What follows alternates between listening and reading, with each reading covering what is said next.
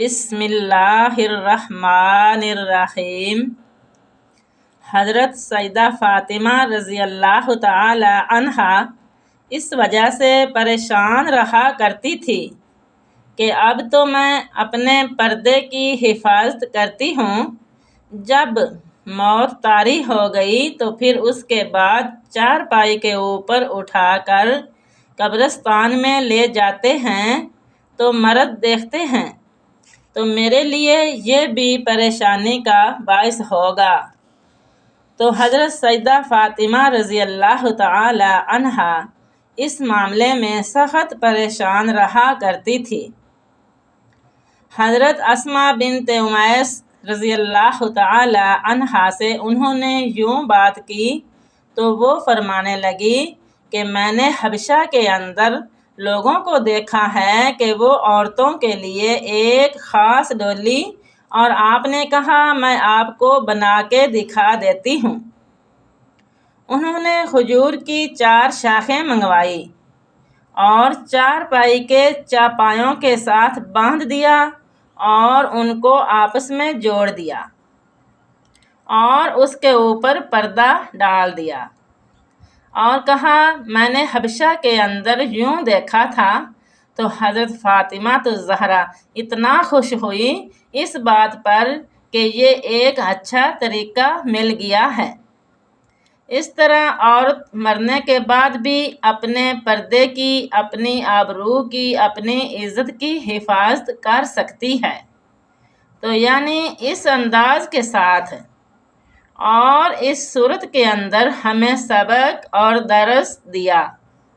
اور حضرت سیدہ فاطمہ تو وہ ہیں کہ سورج نے بھی کبھی ان کے بال نہیں دیکھے، بلکہ قیامت کا دن ہوگا اور سیدہ فاطمہ الزہرا 70,000 حوروں کے جلوہ میں میدان حشر سے گزریں گی تو ایک دم آواز آئے گی اے اہل محشر اپنی نگاہوں کو نیچا کر لو، اس لیے کہ محمد صلی اللہ علیہ وآلہ وسلم کی بیٹی فاطمہ کا گزر ہو رہا ہے۔ تو اہل محشر کو نظریں جھکانے کا کہا جائے گا کیونکہ انہوں نے زندگی میں اپنے پردے کی اپنی جان سے زیادہ حفاظت کی اور اللہ تعالیٰ قیامت کے دن بھی اس انداز کے ساتھ ساتھ اعزاز و تکریم عطا فرمائے گا۔ حج میں آزمائش۔ حج کے موقع پر ایک آزمائش ہے۔ احرام کی شرط ہے عورت اپنے چہرے کو نہ چھپائے، یعنی اپنے چہرے کو ننگا رکھے۔ کیوں؟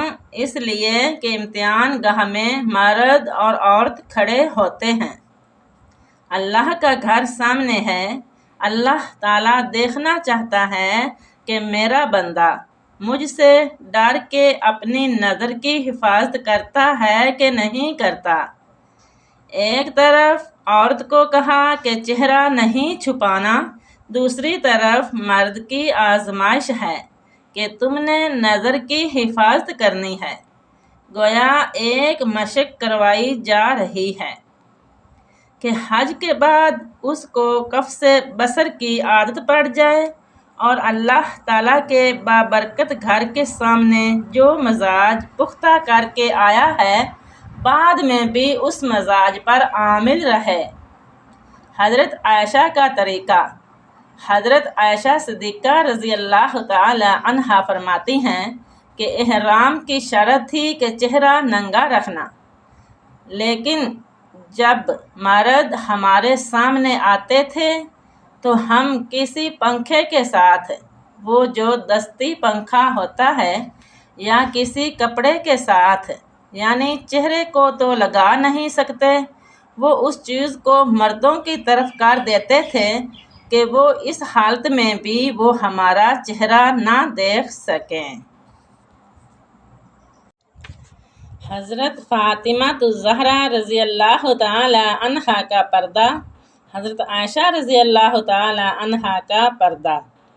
حضرت عائشہ رضی اللہ تعالی عنہا فرماتی ہیں کہ حضور صلی اللہ علیہ وآلہ وسلم کے وصال کے بعد حضرت سیدنا صدیق اکبر رضی اللہ عنہ کے وصال کے بعد بھی میں ان کی قبور پر زیارت کے لیے جاتی تو میں معمولی اوڑھنی اوڑھ کے چلی جاتی، اس خیال سے کہ ایک میرا شوہر ہے اور دوسرا میرا والد ہے، تو میں معمولی اوڑھنی اوڑھ کر وہاں چلی جاتی اور حضور صلی اللہ علیہ وآلہ وسلم کی تربت کی زیارت کیا کرتی تھی۔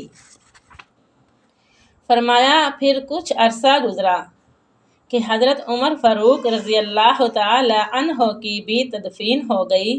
اب ام المومنین کیا فرماتی ہیں؟